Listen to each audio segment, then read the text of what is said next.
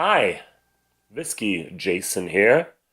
My very first English video. I've already done over 200 German videos where I'm known as Whisky aus der Sicht eines Amerikaners. Translated into English, it would be whiskey from the viewpoint of an American. And I'm an American, but yet I've lived in Germany now for almost 30 some years. And this is my very first English video because so far I've basically made videos or created videos that were already in English, but this is the first video that will be in English about this Dingle batch number one, first small batch release. I haven't found anything else online, so I decided to make this video also, not just in German, but in English. In Ireland, we need to wait 4 years in order for whiskey to be called whiskey, Whiskey. And on December 1st, 2012 was the very, very first time that in Dingle, that is in the southwest corner of Ireland, a purpose-built building was created for the production of whiskey. The first building over 100 years where a new company was started to create whiskey in Ireland, which is great because that was basically the kickoff of the Irish Revolution of whiskey. And since then, I think there's 14, 15, 16 different distilleries that have now started up or in the process of starting up. And within the next years, they will also produce real whiskey that 4-year-old. Dingle was the first one, and I have a bottle here. Online, there's certain groups, and there's a closed group for whiskey in Germany, and a friend of mine was in Ireland, was in Cork, and he found the bottle, and he was so generous to give me a sample. The sample should have been 10 or 100 milliliters. His family had a little bit too much fun with the bottle, and that's all that's left. I'm very, very thankful that something was left. So, this was an old sawmill in Dingle. My wife and I were in Dingle a few years ago. We saw some dolphins there. We went for a little boat trip. A beautiful, beautiful area of Ireland, right above the Ring of Kerry. Excellent, excellent place. And in 2012, basically, there were just 4 different distilleries in all of Ireland. There was a Middleton, which is by Cork. There we have our Jamesons, the Powers, the Paddies are produced there. Then we have Bushmills way up in the north in Northern Ireland, about an hour's drive north west of Belfast by the Giant's Causeway. I visited a distillery, excellent thing to do. And there was Cooley's, which was sold. Mr. Teeling used the money to create his own distillery in Dublin today. Very, very, very nice place to go in Dublin. And of course, there was Kilbeggan, also a different distillery produced. Here it says actually the Cooley Distillery in Riverstown. Very good stuff. Those 4 were the only, and now we have Dingle as well as many, many others, and it was just an honor for me to be able to taste this.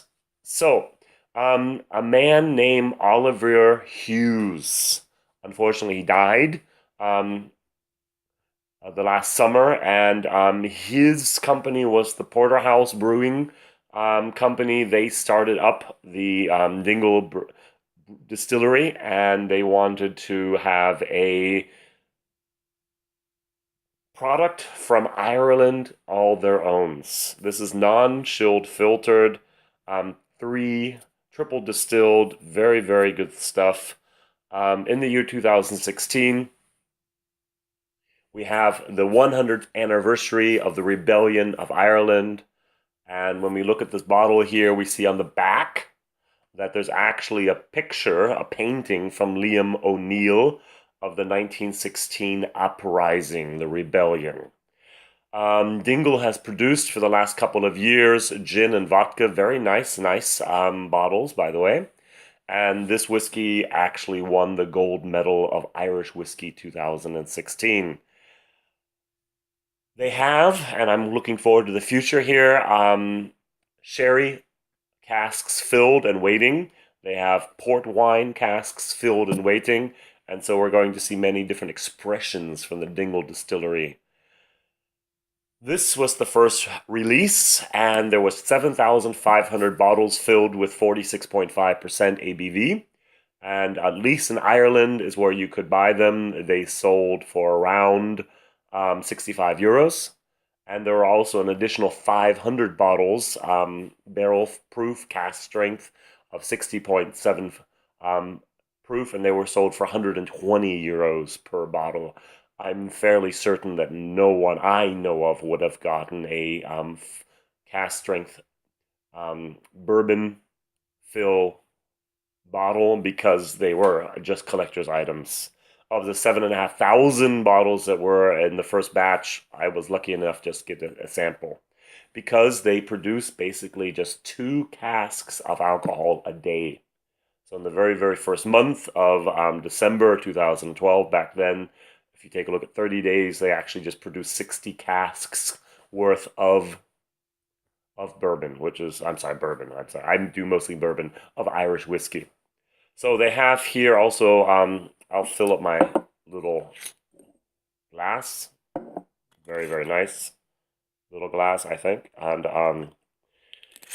one little thing I'd like to mention before I come to the tasting, we have there 3 copper still pots, copper pot stills.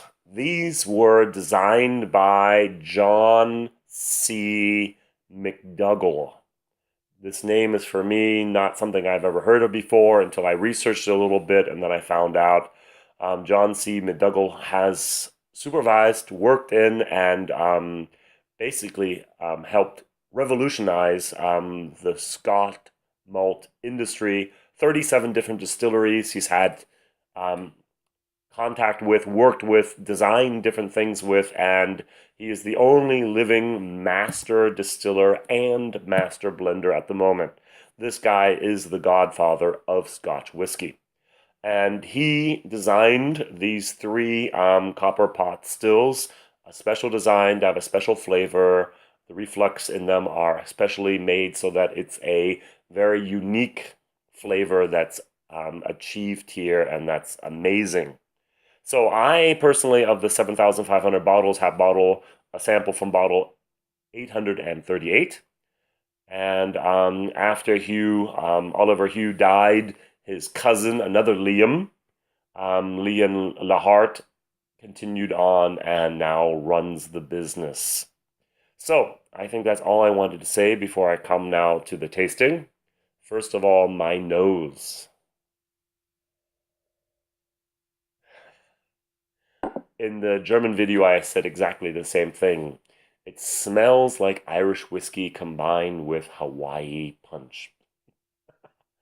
I've never had that before, honestly.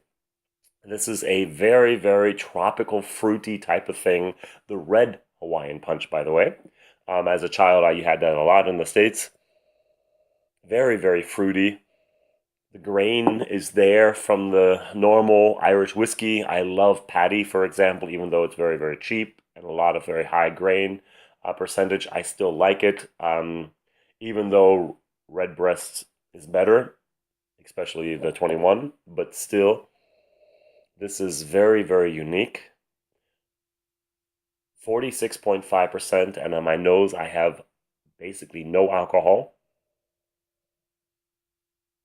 But very fruity, very tropical fruit, melons, mangoes, coconuts, pineapple, amazing.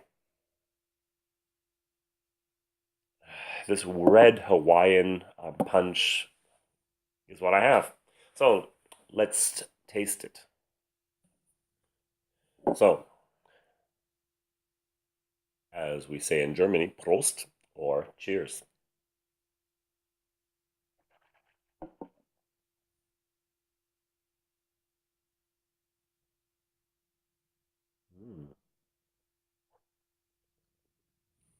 Very, very sweet at the beginning. Not bourbon sweet, Irish whiskey sweet. And then there's this whole collection worth of tropical fruit. And then on top of that, we have the alcohol. It's hot, pepper. A white type of pepper, but not too much. It's very, very well combined, well integrated. Also, the aftertaste is long, fruity, tropical. Nice. I know this is not the best description ever of whiskey, but that's what I have in my mouth at the beginning. If you take a look at the color, it's a it's not very dark. If you take a normal bourbon, I'm just going to pick down here over here I have my bourbons, a sample of, I don't know what this is. Oh, this is a Willet. Ooh, nice. You can see that there's a major difference between the colors here. But it's not supposed to be a bourbon. It's not a first fill cask. It's a bourbon cask. It's been used once before, been sent over then to Ireland, been reassembled, and then for the last 4 years, basically, they've had here this whiskey stored and aged, and now we get to taste it. I like it. I'm going to go more. Sometimes people say that there's different seasons for different whiskeys, and I'm more towards it's a little bit more floral type, and therefore I'm going to go more for a spring whiskey. Mm.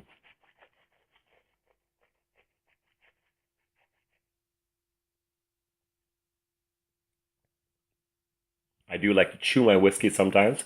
I swish and then I chew. I chew often with my mouth open so that the alcohol can mix with the air. Very, very good. Good stuff. Good stuff. It's not as mellow as most Americans like to have, but it has a certain bite, which is very characteristic for Irish whiskey. A little bit sweet, a little bit tropical. I still have the Hawaiian punch in there. I don't know. I think also a little bit Capri Sun.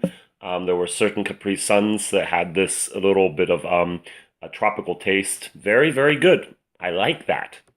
Other people might not like it, but for me, it's very, very nice taste.